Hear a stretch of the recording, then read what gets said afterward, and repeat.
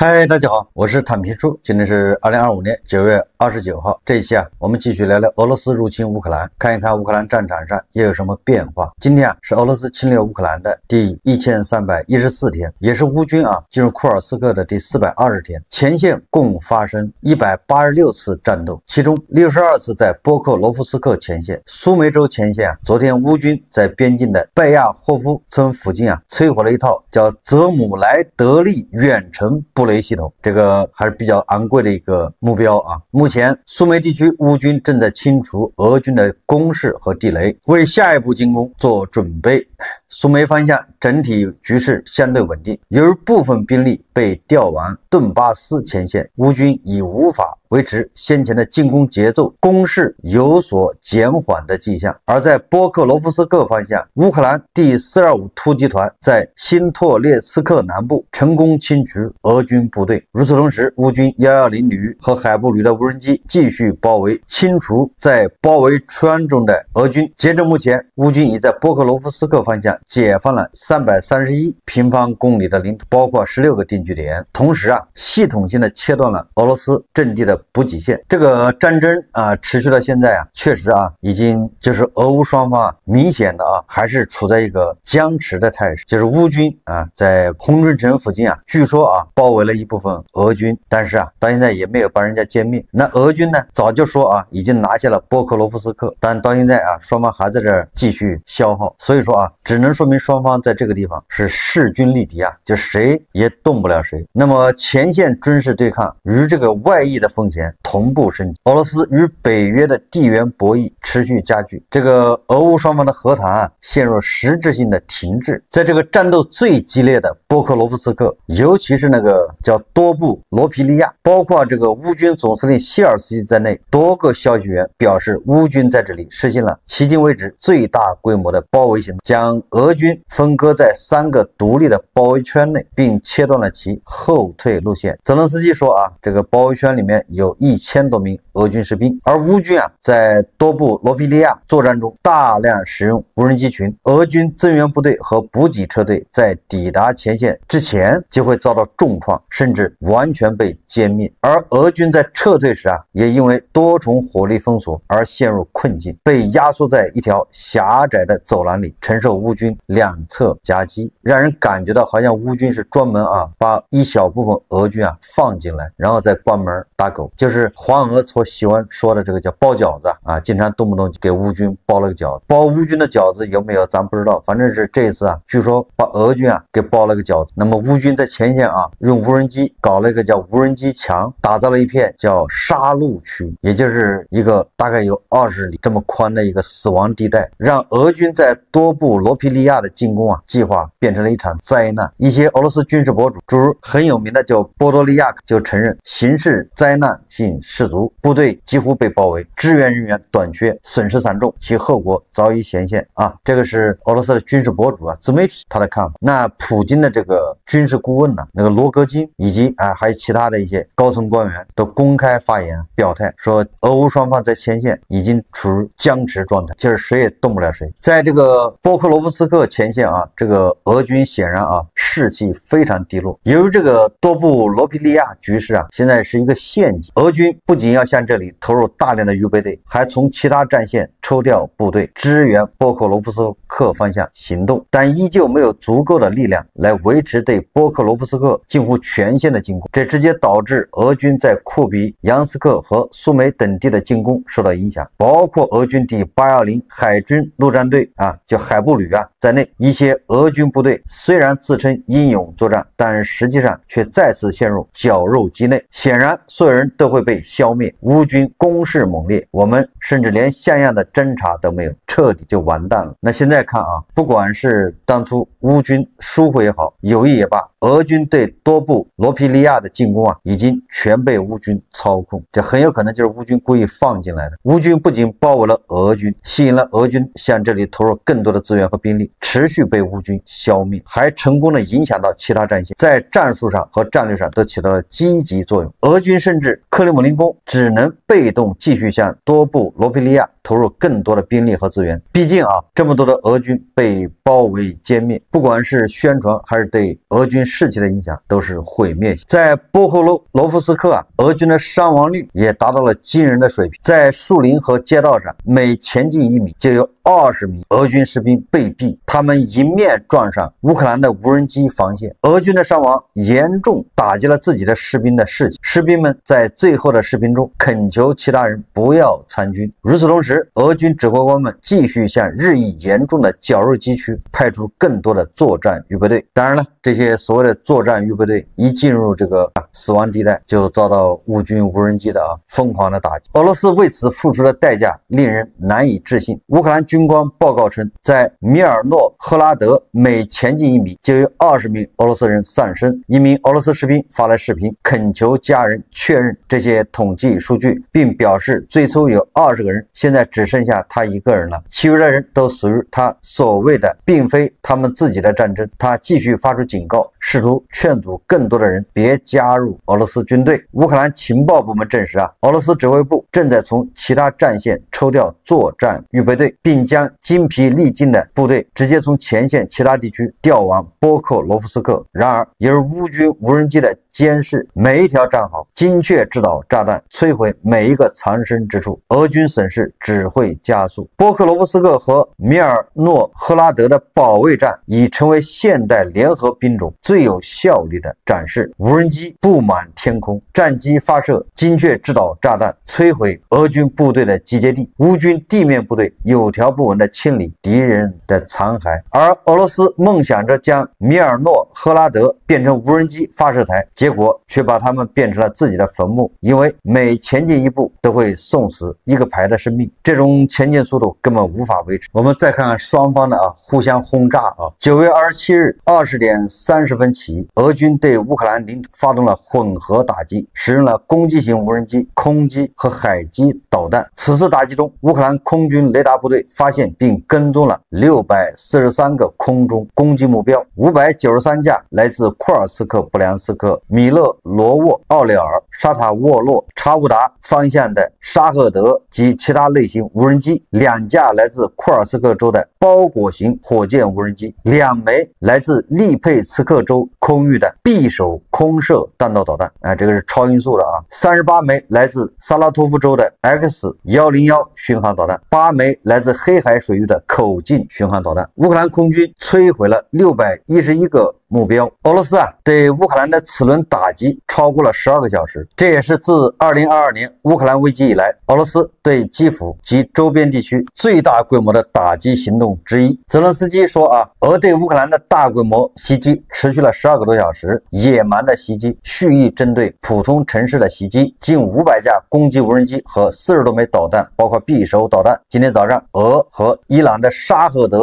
再次出现在我们的天空。此次卑劣的袭击几乎发生在联大即将结束之际，俄正是以此表明其真实立场。莫斯科想要继续战斗和杀戮，它理应受到来自世界最严厉的压力。只要克里姆林宫还能从能源中赚取收入，并运营一支影子舰队，它就能持续这场战争并从中获益。我们将继续反击，切断俄的这些收入来源。这个泽连斯基说俄罗斯方面袭击的目标都是民用目标比尔格莱德州州长格拉德科夫表示过去一周夜，该州遭到130多架乌克兰无人机的袭击。格拉德科夫在其电报频道上发文称，过去一周夜，比尔格莱德州15个区的55个居民点遭到乌军18枚炮弹的炮击，并且遭到134架无人机的袭击，其中65架被击落或压制。那乌军技术打击俄罗斯的这个炼油厂、输油管道、码头还有储油罐。在遭到乌克兰无人机袭击之后俄罗斯萨马拉州的叫古比雪夫炼油厂，可见多处都在冒出浓烟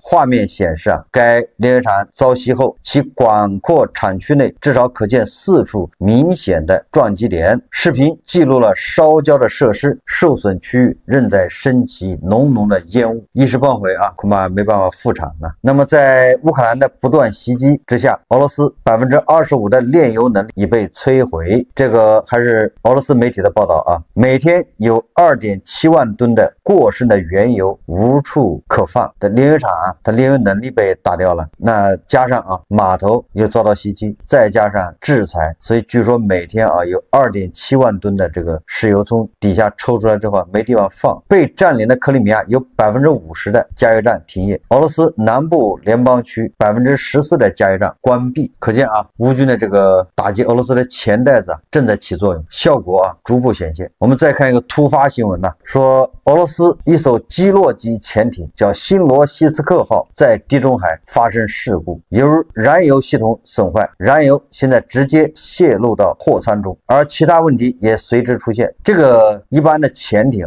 在关键的地方它都是潜在水下不会浮出来，结果很多人发现这个俄罗斯的新罗西斯克号潜艇在直布罗陀海峡它居然浮出了水面，原来是发生了事故。根据泄露的信息显示，潜艇上既没有零件，也没有合格的专业人员进行必要的维修，而这个泄露燃油的这种事故这个燃油在舱内聚集，存在爆炸风险。这个说明俄罗斯缺乏必要的维修，对吧？为什么缺乏维修呢？那就是专业技术人员，这个经费也缺少，对吧？唯一的一点经费还经过层层盘剥，真正用到潜艇维修上面能有多少呢？说白了就是这个仗越打，俄罗斯是越穷越难以为继。我们再看看外交以及国际援助。这个乌克兰的数字化转型部长费多罗夫表示，他说乌克兰工业界已开始向军方供应侦察无人机，这些无人机与来自大国的大疆无人机类似，首批1000架乌克兰无人机已经奔赴前线交付军队。这个芬兰的总统斯塔布他对记者说说芬兰支持乌克兰不仅要保持独立和主权，还要保持领土完整。你看这些欧洲国家那也是顺杆就上。前一阵子特朗普压得狠的时候，领土换和平，这些国家除了个别的国家顶住了压力就是不松口，但是有很多国家是含含糊糊。你比如说这个芬兰总统斯塔布，他本人就是含含糊糊，因为我的印象非常深刻。然后这个斯塔布老是拿芬兰的过去举例子，就是芬兰他不是跟这个苏芬战争嘛，芬兰还打赢了，但是最后被迫割让10%的领土给苏联，就芬兰打赢了还以领土换和平。所以那个意思就是斯塔布好像劝乌克兰，劝泽连斯基恐怕也要接受这种现状，领土换和平。但是今天时过境迁，斯塔布说法又变了，不仅是主权独立和完整，还要保持领土的完整。斯塔布说芬兰永远不会接受俄对乌克兰领土的任何吞并，无论是克里米亚、顿涅茨克、卢甘斯克、扎波罗热还是赫尔松，是不是这个底气越来越足对吧？不光是乌东4个州现在连克里米亚这芬兰都不能接受。所以我一直说你这普京只要一软下来，你只要一和谈，那普京就等着挨揍吧。谁真的要进入和谈，那就是谁准备投降，就这么简单。泽连斯基都已经开出条件了对吧？一个是恢复到1991年边界，没什么好商量，对吧？你还琢磨着土地换和平，人家是要恢复到1991年边界，就是克里米亚一把也收回来。第二个要严惩战争，第三个要赔偿，你得给乌克兰赔偿。我们一直说普京给乌克兰开出的条件，实际上就是让乌克兰无条件投降。那现在泽连斯基给俄罗斯开出的条件，和谈的条件，那不也是让俄罗斯无条件投降，是一个道理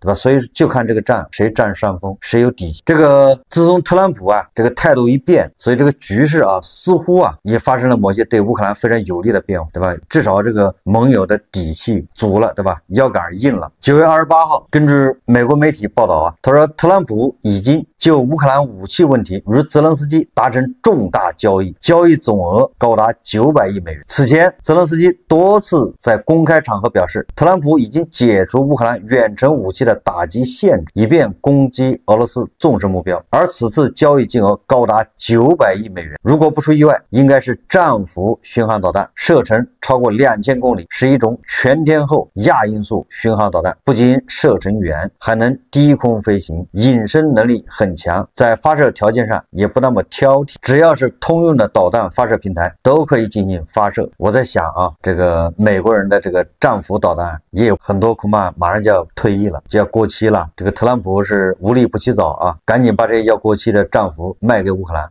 这还卖个不少的这个不错的价钱呢，反正欧盟掏钱嘛。这是美国媒体报道，我们就看特朗普是真的还是假的。如果真要卖900亿的这个武器给乌克兰，那乌克兰至少明年25年、26年，对吧？就高枕无忧啊，对吧？有这500亿的武器垫底啊，900亿武器啊垫底。我们看看这个俄罗斯啊，那继续挑衅这个欧盟和北约啊。瑞典说，在该国最大的海军基地叫卡尔斯克鲁纳海军基地上空发现不明身份的间谍无人机，实际上就是俄罗斯的啊。那么昨天啊，正好在丹麦也发现了不明身份的无人机后，瑞典向丹麦派遣了一些反无人机技术。挪威呢，在驻扎有 F-35隐身战斗机的奥兰空军基地上空发现俄罗斯无人机。俄罗斯正在欧洲各地确定关键目标，准备发动珍珠港式的行动，以此拉开对波罗的海国家地面入侵的序幕。那么普京敢不敢这么做，完全取决于特朗普。如果特朗普技术软弱的话，那普京很有可能就牛刀小试，就要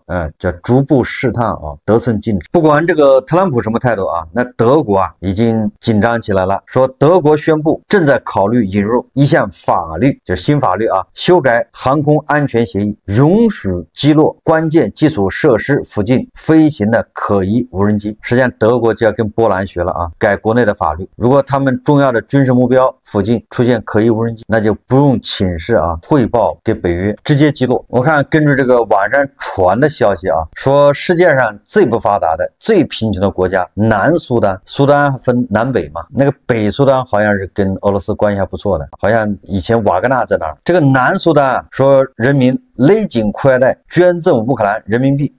捐赠乌克兰人民10万美元，用于反侵略的正义行动。当然这不知道真假啊，南苏丹这么穷啊，穷到要饭了，居然人家还拿出10万美金捐赠给乌克兰。乞丐守襄阳，这个是不对的，但是乞丐守道义，这就是道义。全球最贫穷的国家为了道义，对吧？人家还掏出10万美金，这个绝对是从牙缝里抠出来的。所以老是有黄俄啊，他问呢，乌克兰为什么要反抗？乌克兰为什么要跟俄罗斯作战？乌克兰为什么就不能投降？乌克兰为什么就不能顺从了俄罗斯？乌克兰为什么，对吧，变成美西方的这个对抗俄罗斯的这个叫工具，或者叫帮凶，或者叫被人利用？他们一直诋毁，对吧，攻击泽连斯基，反抗俄罗斯的侵略，那是把乌克兰带入了灾难。这些黄俄那肯定也是无法理解80年前他们的祖先为什么要抗日，为什么就不能跟日本合作？我们都是亚洲人，我们同文同种，那跟俄罗斯和乌克兰不一样，那为什么要抗日呢？黄俄他是理解不了。这黄俄主要是慕强心理，就是谁赢了谁就厉害，第二个就是谁流氓谁就厉害。你比如说这个白俄罗斯总统卢卡申科，他跟这个黄俄心态就是一模一样，因为人家已经，对吧，就成为这个俄罗斯的附庸了，正式成为啊。那他这个态度就跟黄俄一样，他就劝泽连斯基，你为什么就不能跟白俄罗斯一样呢？对吧？作为这个俄罗斯的附庸，作为俄罗斯的小兄弟，多好啊，快活似神仙呢。这个卢卡申科啊，在接受媒体采访的时候啊，他说啊，泽连斯基请安静下来并停下来，否则基辅方面将失去整个乌克兰。卢卡申科说啊，俄罗斯军队将难以被阻挡，因为大型定居点已基本被解放。这个卢卡申科在接受这个俄罗斯的这个国家电视广播公司记者叫扎鲁宾啊，扎鲁宾不是老是采访普京的吗？御用记者啊。这个卢卡申科在接受他采访的时候说啊，他说可以随便讲，如果克里姆林宫打击银行街，也就是打击那个乌克兰基辅的一个最重要的一个政府办公地啊，聚集地。他说那该怎么办？那里还能剩下什么？因此弗拉基米尔·泽连斯基应该安静下来。桌上有很好的一项关于乌克兰的问题的提议，那是一项非常好的提议。这个卢卡申科还强调啊，如果乌克兰不同意，那将发生类似于特别军事行动开始时的情况将会更糟，他们将失去乌克兰。这个卢卡申科对泽连斯基说啊，曾经有一份很好的协议放在你面前，你没有珍惜，等到失去的时候才后悔莫及。尘世间最痛苦的事莫过如此。这就是卢卡申科啊，与其说他是劝泽连斯基，还不如说这是他自己内心的一个写照。卢卡申科已经失去自由，作为一个傀儡在夹缝中生存，像蛆一样，但是有的时候又像风箱里的老鼠啊，两头受气，对吧？与其说他是劝泽连斯基，还不如说他是羡慕泽连斯基乌克兰人有反抗的勇，有反抗的本钱，对吧？有反抗的实力，而白俄罗斯呢，只能变变成普京的玩物，普京的附庸。在接受扎鲁宾采访的时候，我相信啊，卢卡申科心里是在滴血，说着言不由衷的话呀。这个心里滴血啊，说着言不由衷的话的，不仅是卢卡申科，那还有这个著名的卡路山卡贤侄，久未露面的车臣总统卡德罗夫啊，现在出状况了啊，说卡德罗夫被人当众告发，他在车臣的所作所为犯下普京的大忌。前俄军上将当众告发卡德罗夫，他在车臣的所作所为已犯下普京的大忌。俄罗斯国家杜马不久前一读通过了关于重新命名车臣3座城市的法案，根据草案，车臣的叫谢尔诺沃茨科耶市将更名为谢尔诺沃茨克市。哎，咱们也不懂啊，反正学俄语的人懂。他这玩意儿一改之后啊，那就俄罗斯的那种风味就没了啊，你只能这么理解啊。就好比吧，把那个弗拉迪斯沃克这个是什么改成海参崴，你说这叫什么事？叫弗拉迪沃斯托克，也就是当地人啊向这个俄罗斯杜马提议将弗拉迪沃斯托克改成海参崴，那大家懂不懂什么意思？这个卡德罗夫啊就干了这件事，而且他一改了3个城市。据悉，该提案由车臣议会提出，其中除了谢尔诺沃茨科耶市改名是因为要符合现代俄语语法规则正常修改，其他2座城市的更名不得不说都有一种去俄化的味道。涅夫列一词在车臣语中意为北方，反映了该城市位于车臣北部的地理位置，而捷列克则是指途经车臣境内的一条河，而这一名称最早来自于突厥语。因此，尽管车臣的提案通过了国家杜马的一读，但仍有勇敢的议员对此提出了异议。比如曾经参加2次车臣战争的前俄军上将统俄党议员沙马诺夫在杜马会议上就对这份提案表达了强烈的不满。他愤怒地表示啊，在车臣他们要把那些有着自己历史名称的哥萨克村庄重新命名，他们不仅驱逐了讲俄语的居民，现在还要抹去城市的名字，这可是我们国家的历史。我请问你们到底在干什么？面对沙马诺夫的质问，在场所有人一片沉默。沙马诺夫不仅是在质问车臣人，也是在质问在场的其他议员，毕竟就是他们投下的赞成票，才让这份草案通过一读。不知道日理万机的普京到底清不清楚这件事，但这位前俄军上将显然是想通过这种方式来向普京告发卡德罗夫家族在车臣的所作所为是犯了去俄化的大忌。大家也知道啊，迪波老人悍然发动侵略乌克兰的战争，其中有一条理由就是乌克兰去俄化，不让人讲俄语，对吧？把乌克兰的好多城市名字给改了，正因为这个才打的乌克兰啊。那你自己国内车臣也开始这么干了，那这还有王法吗？普京恐怕也是焦头烂额啊，现在顾不上这些。还有一个啊，这个该说不说啊，你好歹车臣人家是叫什么？是自治共和国是吧？那合着人家高度自治，合着改个名字改不了，这个传出去好像也不大好听啊。就是说你车臣是高度自治的一个地方，一个共和国，合着自己城市名字改一下改不了，那叫什么自治啊？传出去不好听。总之啊，这个普京啊，他最忌讳别人去俄化，对吧？这是俄罗斯人的传统啊。他一旦占领一个地方之后，第一个是把他大部分人给你转移走，然后再把俄罗斯人往那儿放，对吧？这样让俄罗斯人在那个地方成为一个主体民族，然后再把那个地方的城市名字给你改一改，最后民族原来的痕迹都没有了。就像海参崴，现在海参崴啊，仅存着几块石碑，那个石碑上还有汉字，剩下的你看不出任何跟大国有什么关系。海参崴还有石碑啊，很多游客去发现石碑上有汉字，那肯定不是现在刻的。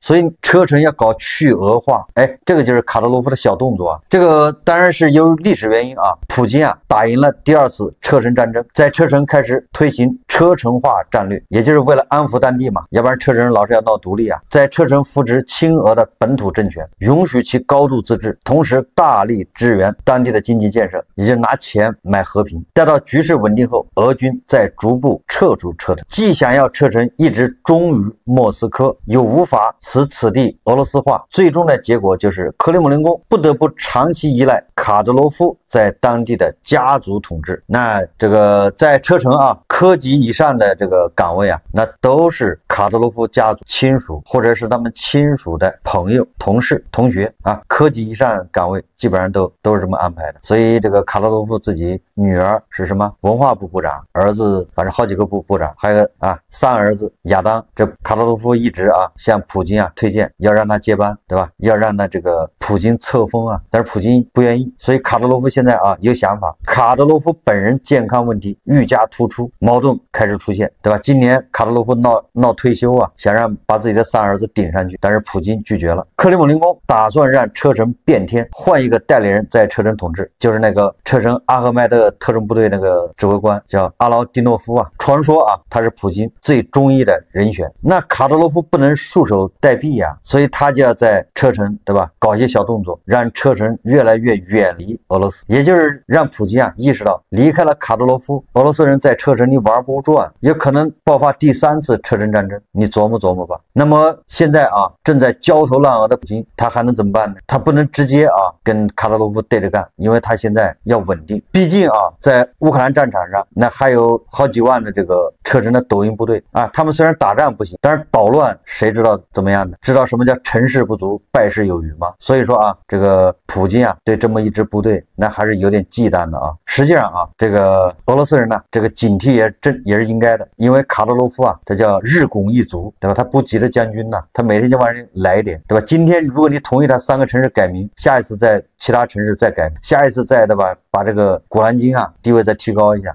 下一次再把俄语的地位再降低一下。总之啊他就这么叫得寸进尺，所以局势很明显啊，只要俄罗斯在战场上一失败，车臣是必然要独立，就没有什么好商量的。那时候好几万车臣的网红部队抖音部队很有可能啊直接杀向这个莫斯科，要帮普京体面啊，这回不是秦王啊，这回是要帮普京体面。所以说啊到底是普京帮卡德罗夫体面，还是卡德罗夫帮普京体面，值得大家关注啊。好，这期节目咱们就聊到这，感谢大家收看。如果喜欢我的节目，欢迎订阅转发，也可以在下方留言评论，谢谢大家。